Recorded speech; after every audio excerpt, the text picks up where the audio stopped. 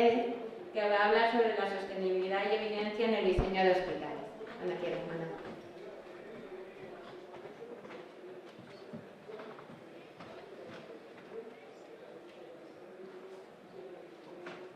¿Sí? ¿Se me oye?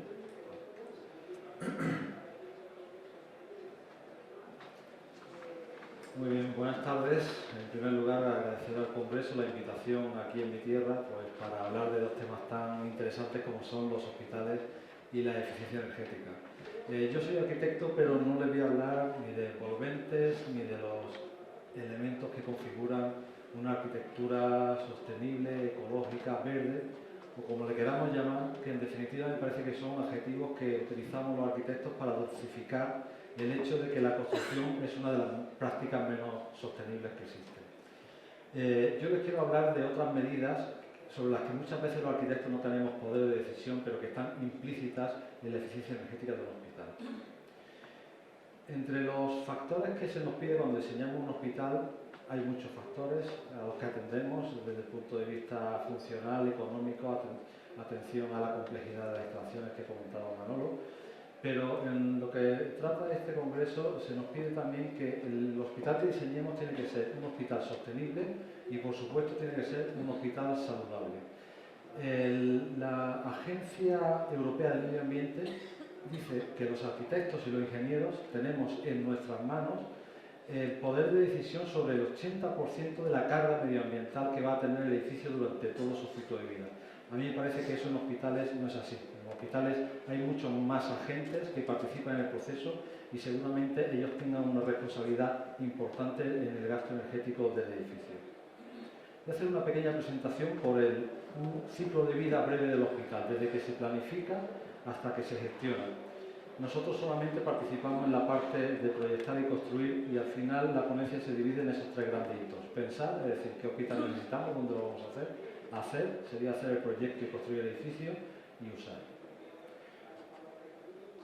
Bueno, evidentemente, como hemos comentado en la entrada, a nadie se le escapa que lo más eficiente es aquello que no se construye. Eso no gasta 1 kilovatio, como decía efectivamente Emiliano, apuntaba muy acertadamente.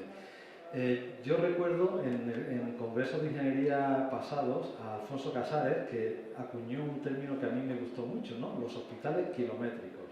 Son todos aquellos hospitales que se construyeron una vez que se produjeron las transferencias en sanidad a las comunidades autónomas. Así se llegaron a hacer hasta 15 grandes hospitales de entre 700 y 1000 camas y bueno, pues siento recurrir siempre al icono de esa desmesura que es el Hospital de Toledo, me perdonen, seguro que hay alguno más. Pero bueno, el Hospital de Toledo es un hospital que por todos los profesionales está calificado como una obra casi faraónica, ¿no? Es un hospital de 360.000 metros cuadrados, no llega a 1000 camas y atiende una población pues prácticamente de 400 y poco mil habitantes. Por abajo, pues los hospitales pequeños también son hospitales grandes, es decir, nos encontramos con hospitales que teniendo 100 camas alcanzan una superficie construida de 40.000 metros cuadrados, o hospitales que teniendo el mismo programa funcional resulta uno con un 80% más de superficie que otro. Evidentemente, ante esta desmesura de superficie, parece un poco ridículo hablar de sostenibilidad o de eficiencia energética, porque efectivamente aquello que no se construye es lo que menos gasta.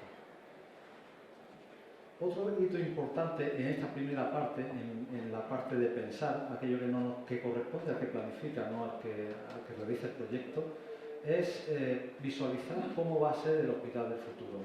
Yo, sinceramente, no lo sé. Sé más o menos por dónde van los tiros, pero resulta que el hospital del futuro es precisamente el hospital que estamos diseñando hoy. Y las únicas armas que tenemos para enfrentarnos a esa incertidumbre de cómo va a ser el hospital es plantear un edificio bajo un estándar de flexibilidad, de modularidad, de posibilidad de crecimiento, en definitiva, hacer un hospital escalable.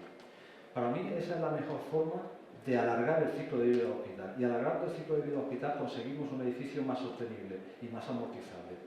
Traigo como ejemplo un hospital muy reciente, que es el Hospital del Sureste, en Madrid, que es un edificio del 2008, con una superficie construida aproximada de 40 y tantos mil metros cuadrados, y fijaros la parcela que se le ha dado a ese hospital, ¿no? Prácticamente el hospital encaja como calzador en la parcela, es tangente por todos sus puntos. Cuando el día de mañana, dentro de 20, 30 años, haya que ampliar ese hospital, ¿cómo se hace? Seguro que se puede hacer, pero desde luego no va a resultar fácil. A la derecha es el hospital del Reina Sofía de Córdoba. Es un proyecto que hemos hecho con Alfonso Casarri y en este proyecto hemos prácticamente duplicado la superficie construida del hospital porque la parcela y la ordenanza urbanística permitían las condiciones para que se produjese ese hecho. Para mí es fundamental la escalabilidad para aumentar el ciclo de vida de los edificios. Otro tema fundamental, como ha comentado Manuel Gallardo, es dónde se ubica el hospital. Hay un estudio que ha realizado Manuel Huerta, que es el coordinador del sistema medioambiental del SAS, y es un estudio que arroja un dato sorprendente, ¿no? Él, con la Agencia Andaluza de la Energía, ha estudiado distintos hospitales en Andalucía en función de su localización, consumos, etc. Y dice que para un hospital medio de 500 camas, con una frecuentación de consultas por 1000 consultas al día, no utilizando coronas muy grandes, es decir, tan solo 3 kilómetros de distancia, para los profesionales 6, siendo, digamos, reduciendo los posibles efectos negativos de esas emisiones que buscaba, saber cuántas emisiones de CO2 se debían al transporte del hospital. Bueno, resulta una conclusión que a mí me parece demoledora. El 60% de las emisiones de CO2 en un hospital corresponden al transporte. Y todo esto considerando un hospital pues prácticamente casi urbano, como ha dicho Manuel. ¿Qué pasa con los hospitales, como por ejemplo con el Hospital General de Vigo, que está a 10 kilómetros de la población, o el mismo Hospital de Toledo? Lógicamente este parámetro es decisivo y de una relevancia fundamental para que se tenga en cuenta a la hora de evaluar las emisiones de gases de efecto invernadero del edificio. Aquí llegamos ya los arquitectos, nos ponemos a hacer nuestro proyecto, planteamos el edificio pues deduciendo qué modelo de hospital quiere el pliego y empezamos a hacer nuestros esquemas de circulación, nuestro esquema de manchas y hay un parámetro que nos dice hasta qué punto hemos sido precisos en la definición de ese hospital, en el sentido de controlar las circulaciones generales. Es el coeficiente entre superficie construida y superficie de bicicleta. Este parámetro suele estar entre 1,70 y 1,80. Bueno, yo he puesto ahí la media de 1,75. Pues, ¿qué pasa cuando un hospital sale con un público? Es un gasto energético importante. Aquí tengo que decir, en honor a la verdad, que no es ni mucho menos por falta de rigor del arquitecto. Es decir, este proyecto lo ha hecho Casares y si sale 2, que en realidad es 2,1, pero bueno, si sale 2, es porque no se ha podido hacer en menos. Eso convencido. Esta lámina quizás debería estar puesta al principio, porque la responsabilidad de que salga un hospital tan grande es de la ordenanza urbanística de la parcela. Esa parcela tan solo permitía 4 alturas máximas. Evidentemente todos comprenderéis que cuando se pretende meter un hospital de casi 200.000 metros cuadrados en una parcela con una altura máxima de 4 plantas, lo comprimes y el hospital se expande. Y entonces crecen muchísimo las circulaciones generales. En este ejemplo, que es un hospital que nosotros hemos terminado recientemente en Arabia Saudí, teníamos una parcela muy justa, 400 por 100 metros, y que obligaba a hacer un hospital muy compacto. Y sin embargo, no teníamos limitación ninguna en altura. Pudimos configurar el hospital como nos dio la gana. Y el coeficiente, en este caso, salió lo más optimizado, uno de los más optimizados que nosotros hemos conseguido, que es 1,70. Es decir, ese hospital cumple el programa funcional estrictamente y no le sobra ni un metro cuadrado. Sobre la forma de hacer y de plantear ese hospital, a mí me interesa mucho, como hemos hablado antes, primero que el hospital pueda crecer en el futuro para ampliar su ciclo de vida, pero también la configuración de ese hospital debe permitir este hecho. Ahí la verdad es que Manolo y yo hablamos muchísimo en los proyectos que hacemos juntos, porque aunque sea una obsesión y nadie nos lo vaya a agradecer, pero sí que tenemos mucho cuidado de que los elementos estructurales, los elementos de instalaciones, los patinillos, se ubiquen dentro de una posición que no condicionen para nada la futura modificación de ese hospital. Porque yo pienso que reutilizar es la mejor forma de contribuir al desarrollo sostenible. Las dos imágenes, la de arriba es la del Hospital de Parapléjicos en Toledo y la de abajo es un edificio, una gran intervención de remodelación en el Hospital Virgen de la Risaca en Murcia. Bueno, finalmente, en este modelo que nosotros los arquitectos nos empeñamos por teorizar sobre, vamos a configurar un edificio que se pueda ampliar en cualquier sentido, ¿no? Está el ejemplo del Hospital del Lez, que es un edificio sin forma. Este basamento puede crecer en cualquier dirección y seguirá funcionando bajo las mismas reglas que funcionaba al principio. La torre que es de hospitalización está muy clara, ese uso prácticamente no cambia, sino que decrece durante largo tiempo. Y sin embargo, el concurso de la reforma de ese hospital le da completamente la espalda a lo que había planteado y hace un edificio en esta zona, en la espalda del hospital, completamente distinto, alejado del sistema que había planteado, ¿no? Muchas veces nos obsesionamos con cosas que al final no resultan en lo que pretendíamos en principio. Nos vamos a la fase ya de construcción. Esta fotografía es del Hospital de la Línea, es una foto un poco antigua. El hospital prácticamente se está acabando ya. Y si en el sector residencial está muy estudiado cuáles son las emisiones de CO2 en la fase de uso y en la fase de construcción del edificio, en los hospitales no lo está tanto. Es decir, en el sector residencial, las medidas, si nos vamos a una época previa a las medidas de eficiencia energética, se sabía que el 80% de la energía o de las emisiones de CO2 correspondía a la fase de uso y el 20% a la construcción. Con la medida de eficiencia energética, los porcentajes se han equilibrado a un 60-40 y posiblemente cuando lleguen los edificios de consumo energético pues casi nulo, pues se lleguen a emparejar. Los hospitales, evidentemente, las emisiones de CO2 en la fase de construcción son mucho más pequeñas en relación a las emisiones en fase de uso, porque los hospitales consumen una cantidad ingente de energía.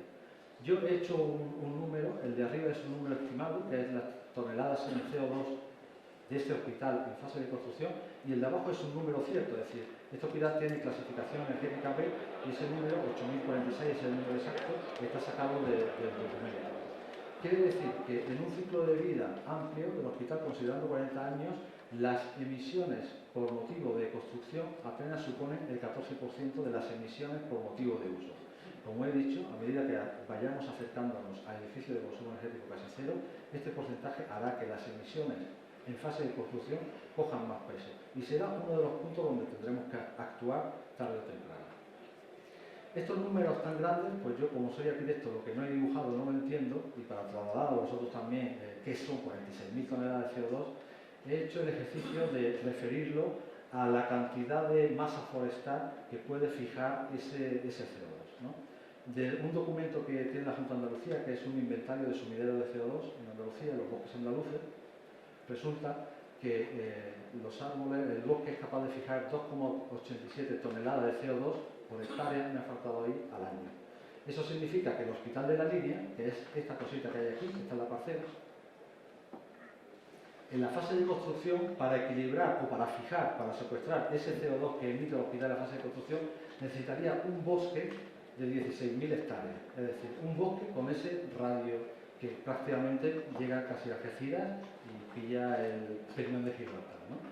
Y durante la fase de uso, para esas 8.000 toneladas de CO2 año, solamente necesitaríamos un bosque más pequeño, ¿no?, con un radio de 3,6 kilómetros.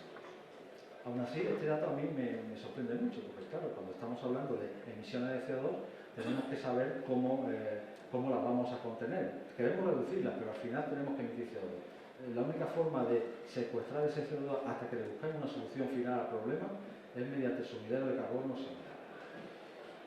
Otro ejemplo es, podemos referirlo al consumo o a la emisión de CO2 de un vuelo normal y corriente, es decir, el Hospital de la Línea tiene un consumo, una emisión de CO2 de 22 toneladas al día y un vuelo de Granada a París que se tarda en hacer 2 horas y media, pues precisamente evite la misma cantidad de CO2. A mí ese dato también me deja un poco perplejo. Al final los hospitales es verdad que son grandes consumidores de energía, son grandes emisores de CO2, pero bueno, fijaos, la comparativa con un simple vuelo que se hacen miles de vuelos al día no es tan desmesurable. Si calculamos las emisiones de CO2 por áreas dentro del hospital, es decir, por capítulos de obra, por decirlo de alguna manera, el grueso se lo lleva la estructura. Cimentación y estructura prácticamente suponen el 50% de las emisiones de CO2. Por eso, cuando hablamos de reutilizar lo que ya tenemos, para mí me parece muy importante que los edificios que ya están construidos y que queremos prolongar el ciclo de vida, pues oye, ahí están, hay una cantidad grande de energía embebida y de emisiones de CO2 que ya se han gastado. Por lo tanto, aprovechemos lo que tenemos, que es la mejor forma de reutilizar las cosas. He querido comparar, pero no es posible, por lo que os voy a explicar, ¿Qué diferencias hay entre una estructura metálica como la del Hospital de Puerto Viejo, que estamos haciendo ahora mismo en Ecuador, y la de ese hospital que es el Hospital de la Línea? Realmente en uno sale que la emisión de CO2 es el 57%, en el otro el 54%, la estructura supone un incremento en la metálica de un 22%, pero este dato no lo queréis en la cabeza. Yo sé que energéticamente la estructura de acero es mucho, supone un gasto mayor, pero las condiciones de sismo en este hospital son absolutamente terribles, ¿no? Bueno, cuando hemos hablado de hospitales saludables, me interesa mucho también la arquitectura como remedio, es decir, la capacidad que tiene la arquitectura para poder curar al paciente. No como una medida pasiva de evitar el daño del paciente, como decía Florence Nightingale en las notas de hospitales, ¿no? Es decir, los hospitales lo mínimo que se les exige es que no perjudiquen más la salud del paciente, ¿no? Yo estoy convencido de que hay un diseño, una arquitectura que es capaz de mejorar la salud del paciente. Y más convencido cuando uno de los avances fundamentales en la medicina del siglo pasado es la relación que existe entre el sistema nervioso y el sistema inmunológico. Es decir, las emociones hacen que el paciente, sea la negativa, sea más vulnerable o ayuda a la recuperación. Una buena arquitectura en los hospitales, además de hacer un edificio confortable, acorta la estancia y aumenta y permite una mejor recuperación del paciente. La relación entre el enfoque del paciente y la eficiencia energética, lo primero que nos viene a la cabeza es la luz. Es decir, la luz tiene un enfoque muy positivo sobre los pacientes, estimula la glándula pineal, que produce una respuesta mucho más activa en los pacientes, hace que pacientes con problemas de depresión tengan estancias más cortas, eso está demostrado, hay evidencia sobre ello. Y si no, bueno, todos conocéis la típica UCI, las antiguas UCI que eran totalmente cerradas y no tenían luz natural, y los problemas que generaban en los pacientes, ¿no? La verdad es que la luz, bueno, pues es energía para el edificio y es también energía para la salud. La vegetación. Bueno, no hay ni un proyecto de los que ahora se llaman ecológicos o verdes y tal, que no tenga una cubierta verde, ¿no? Es verdad que las cubiertas verdes consiguen fijar partículas que hay en el medio ambiente, consiguen evitar el efecto de calor de las islas, el efecto isla de calor, y consiguen mejorar el ciclo natural del agua, pero donde está su verdadero valor es en el efecto psicológico que produce sobre las personas que disfrutan de esos espacios verdes. Hay un estudio que es también muy famoso. Se hizo un grupo de pacientes postquirúrgicos donde a un grupo se le puso en contacto con una zona verde y a otros no. Resulta que ese primer grupo tuvieron recuperaciones más rápidas y además, al ser el ambiente natural una distracción positiva, la medicación se redujo un 70%, es decir, solamente necesitaron un 30% de anestésico. Esto a mí me parece que es relevante como el simple hecho de tener un espacio accesible, verde y que pueda disfrutar el paciente, acorta la estancia y mejora las condiciones de recuperación. Hay otros aspectos en los que yo tengo mis dudas de si el encuentro que se produce entre la eficiencia energética y la facilidad para recuperar al paciente es recomendable tenerlo en cuenta o no. Por ejemplo, la biomasa, ¿no? La biomasa, que todos sabemos que el balance de CO2 es nulo, realmente es una forma de utilizar la energía muy contaminante. Yo prefiero tener el árbol aquí y el CO2 lejos que no al revés, es decir, no, prefiero no estar quemando madera justo en el hospital y generando una atmósfera de CO2, ¿no? Otros elementos, por ejemplo, y estos los hospitales ya son muy cautos, es la refrigeración evaporativa, ¿no? En los hospitales ya resulta muy difícil ver el riego por aspersores por el riesgo que tiene las partículas en pulverización de contener legionela. En el caso de la evaporación, de la refrigeración evaporativa, pasa un poco igual, ¿no? Los medios de agua donde pueda haber riego de legionela, no sé yo si presentan más desventajas que ventajas. Bueno, lo verde es que en el caso del hospital, esto es un concurso del Hospital de Vallecas, un concurso y la realidad, ¿no? En el concurso lo que aspira a uno es tener un edificio muy ecológico, verde integrado. La realidad de un hospital es que los hospitales están cuajados de instalaciones, es decir, las cubiertas, pues sí, quedan restos de espacios verdes, que en este caso son marrones, pero realmente las cubiertas del edificio se las van a llevar completamente de instalaciones. Finalmente, sobre este no voy a comentar nada. En la parte de uso, lo único que quiero apuntar es que la sostenibilidad no nace sino que se hace. Esto es un edificio de consultas externas del Hospital 12 de Octubre y que tuvimos la suerte de ver Isabel y yo a las 5 de la tarde. Y a las 5 de la tarde un edificio, creo que de 60.000 metros cuadrados, estaba así, vacío, completamente vacío. Entonces, si no hacemos uso intensivo de las cosas, luego no pretendamos que sean sostenibles. Y ya para terminar, y perdonadme porque me he extendido, quiero terminar por donde debería haber empezado, es decir, por los datos macro que han hecho que nosotros hayamos sido capaces de cambiar el clima de un planeta en poco más de 100 años. El tema de la eficiencia energética sigue la regla la ley de los rendimientos decrecientes, es decir, el primer 10% nos cuesta relativamente poco alcanzarlo, ser eficiente. El segundo 10% cuesta un poquito más y el tercer 10% cuesta la misma vida. Por lo tanto, los implicados no solamente somos los arquitectos y los ingenieros, sino que hay personas que planifican, piensan y personas que usan que también tienen que tirar del carro. Y finalmente, terminar con la paradoja de Jevons, que dice que al aumentar la eficiencia energética disminuye el consumo puntual, pero eso a su vez genera que se use más el modelo, con lo cual incrementa el consumo total. Bueno, pues ante este escenario tan negativo, ¿qué hacemos con la eficiencia energética? Yo personalmente creo que la eficiencia energética es un gran paso, pero hacia un cambio de mentalidad, es decir, hacia romper con la tradición o con la desmesura que hemos tenido todos estos años de consumir por encima de lo admisible. Bueno, y nada más, me he extendido un poco más de la cuenta. Muchas gracias.